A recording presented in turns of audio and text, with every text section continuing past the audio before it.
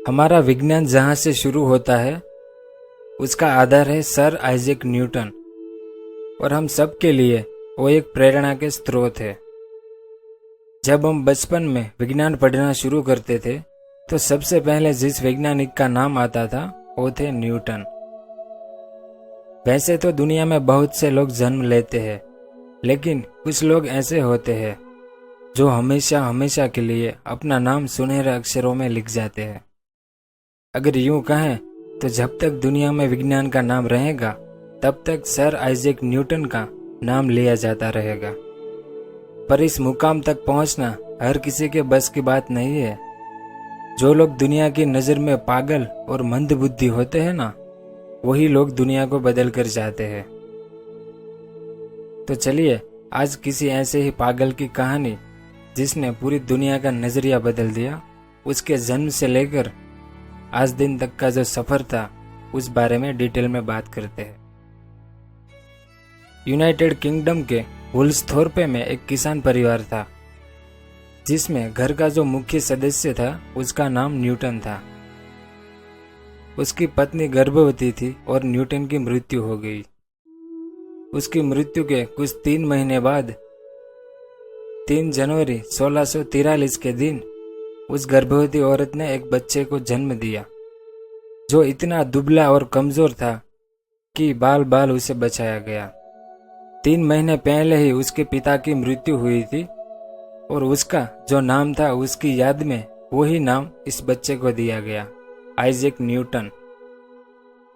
लेकिन इंग्लैंड के इतिहास में इसे 25 दिसंबर 1642 के दिन दर्ज किया गया है।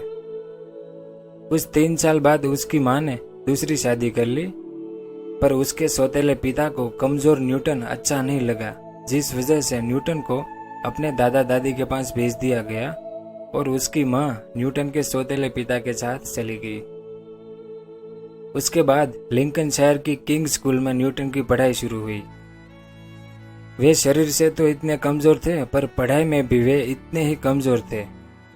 इनकी शारीरिक अवस्था को लेकर स्कूल के बच्चे उन्हें काफी परेशान करते थे, जिस वजह से न्यूटन हमेशा उनसे झगड़ा करता था और बार बार झगड़ा करने की वजह से न्यूटन को स्कूल से निकाल दिया गया।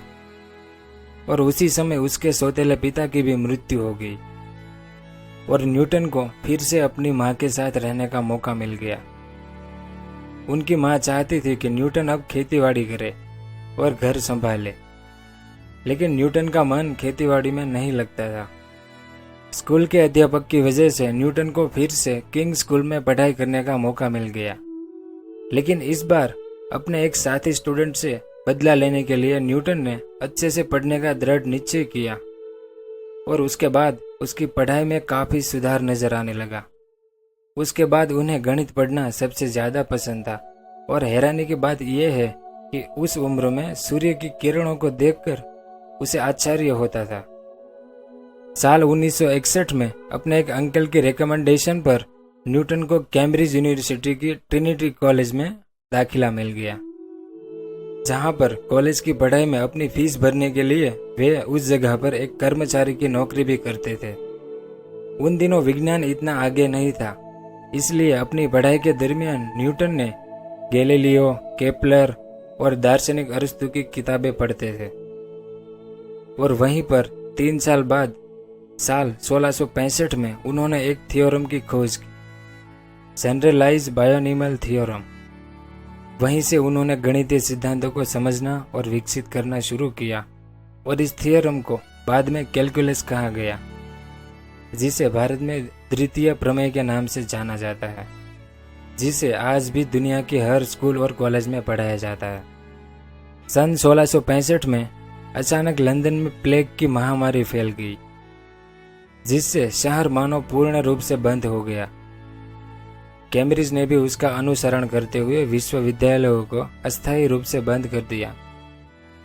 कुछ छात्र अपने शिक्षकों के साथ अगल बगल के गांवों में चले गए।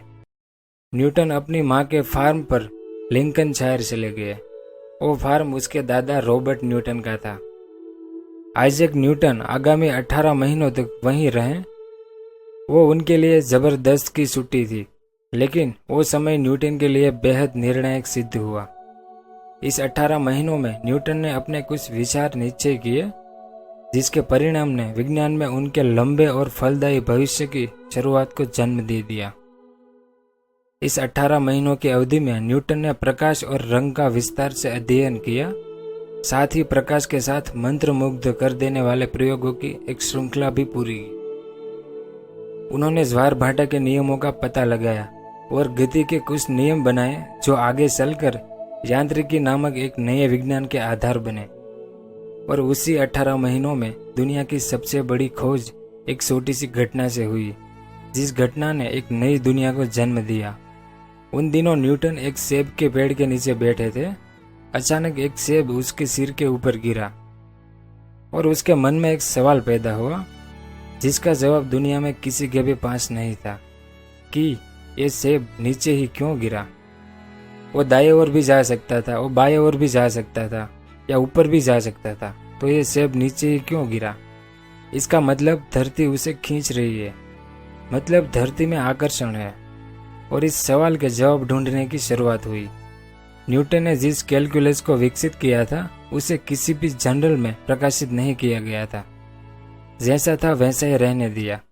पर हुआ ये कि लेबनिज नाम के एक व्यक्ति ने कैलकुलस को प्रकाशित कर दिया और सामने न्यूटन ने अपने पुराने कैलकुलस को उसके 7 साल बाद साल 1693 में प्रकाशित किया, जिस वजह से काफी विवाद हुए।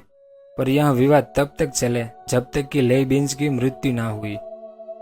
उसके बाद रॉयल सोसाइटी ने जांच की और पता लगाया कि कैलकुलस को न्यूटन ने ही विकसित किया था। फिर न्यूटन का ऑप्टिक्स का सिद्धांत आया, जिसमें उन्होंने बताया कि सूर्य का प्रकाश सिर्फ सफेद रंग का नहीं है, बल्कि वो कई रंगों का मिश्रण है, जिसे दुनिया इंद्रधनुष भी कहती है, जो हमें बारिश के दिनों में पानी की बूंदों से सूर्य के प्रकाश के परावर्तित होने के कारण आकाश में दिखाई देता है। उसके बाद न्यूटन ने ऐसी दूरबीन का आविष्कार किया जिसमें प्रकाश लेंस में से गुजरने के स्थान पर दर्पण से परिवर्तित होता था। उसकी दूरबीन में 2.5 सेंटीमीटर का दर्पण लगा था। आज भी कैलिफोर्निया के माउंट पालोमर विश्वविद्यालय में इसकी परावर्तित दूरबीन है। यह उनके सिद्धांत पर ही बनाई गई है, जिसका दर्पण 500 सेंटीमीटर का है। न्यूटन ने प्रकाश की प्रकृति को समझने के लिए ऐसी खोजें की जो प्रकाशीय विज्ञान में अत्यंत ही महत्वपूर्ण साबित हुई। इस विज्ञान का संबंध प्रकाश दृष्टि से और चश्मों, दूरबीनों और सूक्ष्मदर्शियों के लिए लेंस बनाते हैं। आखिर समय रहते उन्होंने अपना जवाब खोज निकाला कि सेब नीचे ही क्यों गिरा था। कई साल बीत जाने के बाद उन्होंने यह पाया कि धरती के अंदर गुरुत्वाकर्षण नाम की एक शक्ति है, जिसमें धरती हर चीज को अपनी तरफ खींचती है और इस शक्ति की वजह से चंद्रमा पृथ्वी का चक्कर लगाती है और जितनी बड़ी चीज होगी उतनी ही ताकत से धरती उस चीज को अपनी ओर खींचेगी। गुरुत्वाकर्षण बल के सिद्धांत में न्यूटन ने 3 नियम बताए जो फिजिक्स की दुनिया के आधार स्तंभ साबित हुए, जिसे ध्यान में रखकर 2 पहिए की साइकिल से लेकर बड़े बड़े जहाज भी बनाए जाते हैं। उन्होंने बाइबल में अपनी शोधों के बारे में लिखा और बिना शादी किए ही उन्होंने अपनी जिंदगी गुजार दी। साल 1727 की 20वीं मार्च के दिन उनकी सोते हुए मृत्यु हुई। आइजैक न्यूटन प्रतिभाशाली वैज्ञानिकों में से एक थे, जिन्होंने विज्ञान के विकास में अकेले इतना कुछ किया जितना इतिहास में किसी ने नहीं किया होगा। वे अकेले ऐसे वैज्ञानिक थे जिन्होंने आधुनिक विज्ञान के विकास में सबसे महत्वपूर्ण योगदान दिया था। ब्रह्मांड की रूपरेखा बनाकर प्राचीन काल के सभी महान वैज्ञानिकों की उपलब्धियों से न्यूटन आगे निकल गए थे। इन सभी बातों को ध्यान में रखकर वहां की महारानी एनी ने सर आइजैक न्यूटन के संशोधनों के लिए उसकी कॉलेज को नाइट दी उपाधि से नवाजा था। न्यूटन विज्ञान की दुनिया का वो चमकता सितारा था जिसने पूरे विज्ञान को रोशन किया था। न्यूटन ने विश्व को ऐसे वैज्ञानिक सिद्धांत दिए जिसके बिना हम विज्ञान की कल्पना भी नहीं कर सकते थे। शायद इसी वजह से साल 2005 में एक अंतर्राष्ट्रीय सर्वे हुआ जिसमें सर आइजैक न्यूटन को दुनिया के सबसे लोकप्रिय वैज्ञानिक का दर्जा मिला और दुनिया हमेशा उनकी आभारी रहेगी। कोई भी बड़ी खोज एक साहसी कल्पना के बिना नहीं हो सकती। मेरी शक्तियाँ बहुत साधारण है। मेरी सफलता का राज है सतत अभ्यास। सिर्फ मेरे प्रयोगों ने मुझे सफलता दिलाई है। ऐसा कहना था न्यूटन का। धन्यवाद।